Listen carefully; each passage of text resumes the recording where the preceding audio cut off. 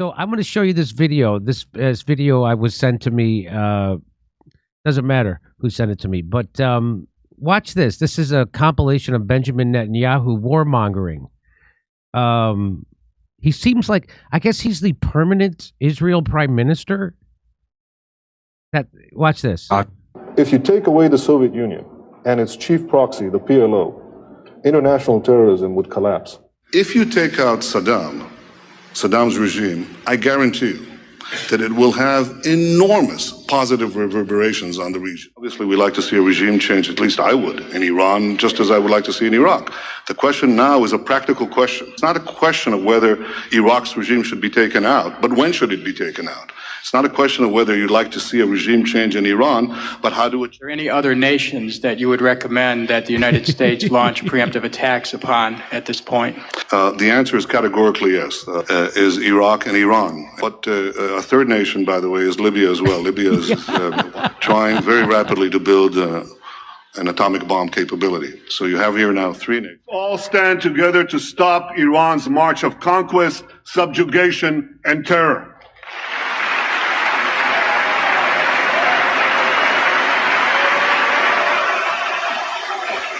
I know that no matter on which side of the aisle you sit, you stand with Israel. By the way, that's a command. That's an order he was giving to Congress. That wasn't him making an assessment. He was telling them, you stand with Israel. And then that's what they did. They all stood.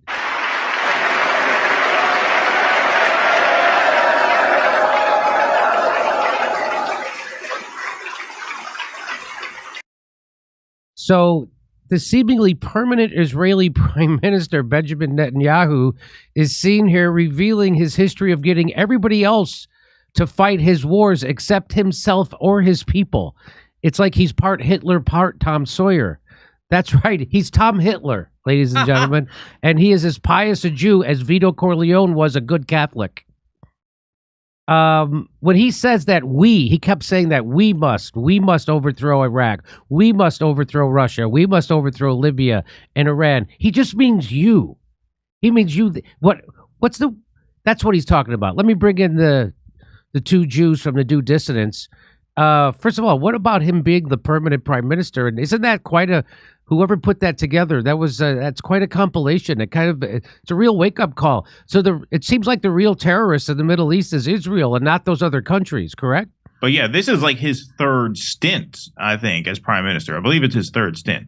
But yeah, I mean, they give this as a dictation. Right. I mean, they just dictate what our policy is going to be because, as RFK says, Israel is our aircraft carrier in the Middle East. They are our proxy in the region. And so we have to do what they want.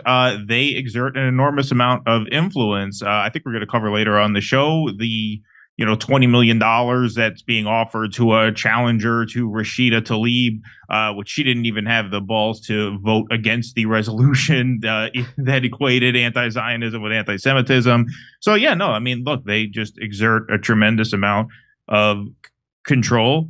And that's what they're there for. That's why Joe Biden said famously, 30 years ago, maybe even longer, if there wasn't an Israel, we would have to create one. We need a proxy in the region there. And that is why we will back them no matter what. And they know we have to back them no matter what. So they exploit that relationship on their end by dictating, like he says there, you stand with Israel. Yes, we do. Everybody stands up. Everybody stand. Right, now, what do you think about Benjamin Netanyahu? I think he's a very snappy dresser. I was trying to get into his sartorial taste the whole time. That was my amazing take.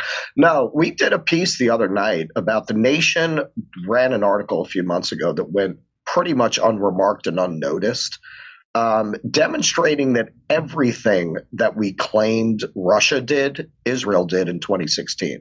And if you look at a lot of the things that look like cover-ups, that even if you were a skeptic of Russiagate, you couldn't argue that some of the behavior wasn't suspicious. That is the missing piece of the puzzle. There was collusion. The Trump campaign was colluding with Israel.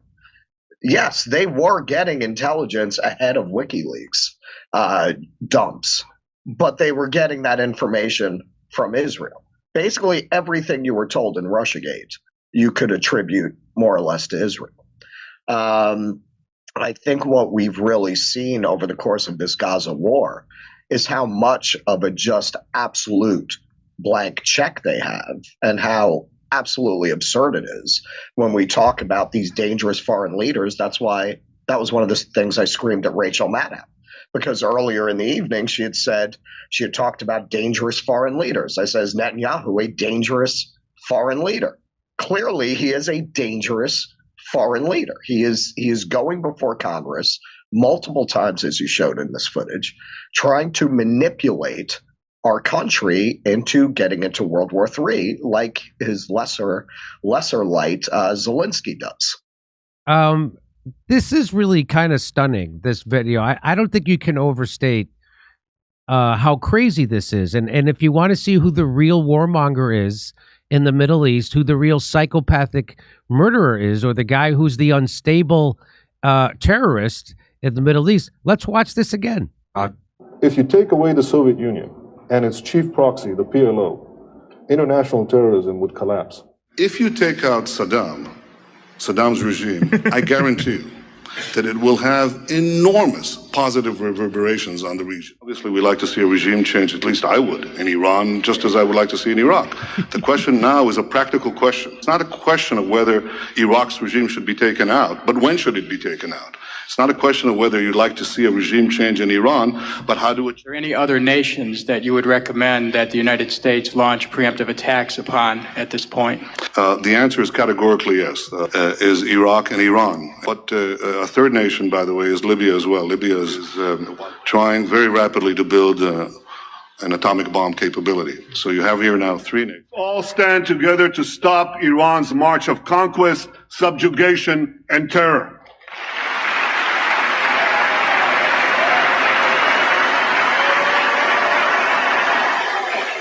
I know that no matter on which side of the aisle you sit, you stand with Israel.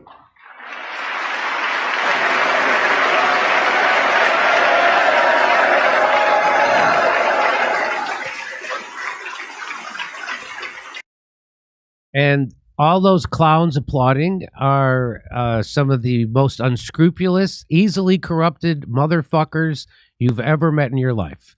They're the opposite of integrity and dignity. They are bought and paid for, and they are cowards, and they will sell this country out for a nickel, and they already did. They've done it. They do it almost daily on the regular. They sell this country out. They sell this country out to a proxy war with Russia and Ukraine. They'll gladly send a couple of $100 billion to the most corrupt country in Europe to fill the pockets of their donors and to appease Israel before they send a nickel to the United States to help you get your health care, to help you get a living wage, or get clean water in Flint. There still isn't clean water in Flint. How many cities in that? It's not just Flint. There's lead poisoned water all over this country. There's people living under bridges all over this country. And instead of sending a couple of $1 billion to fix that, which is that's all it would take. It would take way less money to fix homelessness in America and fix all the water in America and all the bridges in America than we sent to Ukraine. It would take a lot less. So they got the money and they just don't want to give it to you because the billionaire class wants us living in a country that's filled with homeless people to the brim, that makes you feel unstable, that your job could be taken away from you at any moment, or you have to work 2 or 3 of them, and that you're still crushed under healthcare bills when you get sick. They want that because, remember, chaos and fear serves the oligarchy. And what they get you to do is blame your neighbor for all that pain and all that economic pain you're worrying about. And what did they get you to focus on instead? They get you to focus on #MeToo. They get you to focus on sex violence on campus. They get you to focus on Donald Trump as a fascist. They get you to focus on Nazis with tiki torches. They get you to focus on everything except the economic pain that's being inflicted upon you by the oligarchy, the handful of billionaires that run this country and run this world and own your media. And people who watch this show are waking up to that. We need more people to wake up to it. Let me throw it over to you. Any last comments on this? I think one of the most heartening things about the reaction to Gaza is to see how many people are waking up to it. And I am particularly heartened by what's happening on campuses. We just covered that protest at Brown where the dean tried to offer the customary kente cloth kind of gesture about the Palestinian students who were shot. And those kids were not having it. They were screaming about divesting from Israel, about not taking military contracts. So it seems like this is a big red pill moment, particularly for Gen Z. So it's encouraging. You know, when one guy, meaning Benjamin Netanyahu, when one guy is walking around telling everybody else what the problems are in the outer world, eventually everybody figures out it's that one guy who's the problem. And it seems like that's what people are figuring out now. Hey, turns out Israel's the problem. Benjamin Netanyahu is the problem. Zionism is the problem, not Judaism. But that's exactly what they want to do. They want you to conflate Zionism with Judaism. Those are two totally separate things. Yes. And you can be 100% a hatred of Zionism, and that does not make you an anti-Semite. That does not make you anti-Jew or anti-Judaism. So that's what people need. And I think people are waking up to that too. I think just like when they called Bernie a sexist and a racist and violent, and then they said the same thing about Trump. Well, now those terms don't mean anything. And the same thing's happening with anti-Semitism. When you call everybody, 95% of all the protests in the world right now over Israel-Palestine are supporting Palestine. So when you call everybody in the world an anti-Semite, eventually that word doesn't mean anything. And I think we're to that point right now where anti-Semite doesn't mean anything.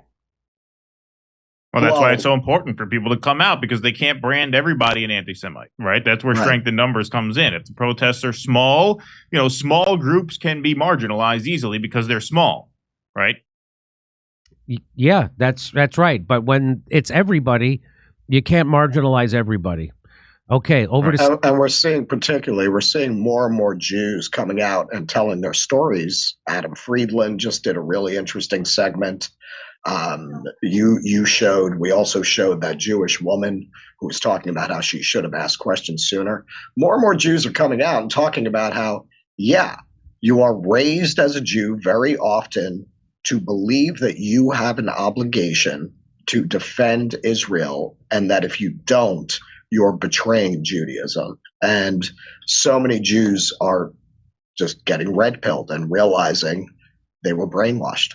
You were ahead of the curve on this, Russ. You got yourself kicked out of Hebrew school because you didn't give a shit about going back to Israel, correct? Yes, I did. I did. They told me we were all going to have to go back, and all my friends were like Italian Catholic. I didn't want to leave all my friends in America and go live in Israel. We're doing live comedy shows in Oxnard, California, Venice, California, Palmdale, California, Omaha, Nebraska, Des Moines, Milwaukee, Lansing, Michigan, Bend, Oregon, Portland, Oregon, Seattle, Washington, and Boston. Plus, we're going to put a date in Edmonton, Canada, plus Vancouver. See ya. Go to jimmydore.com for a link for all those tickets.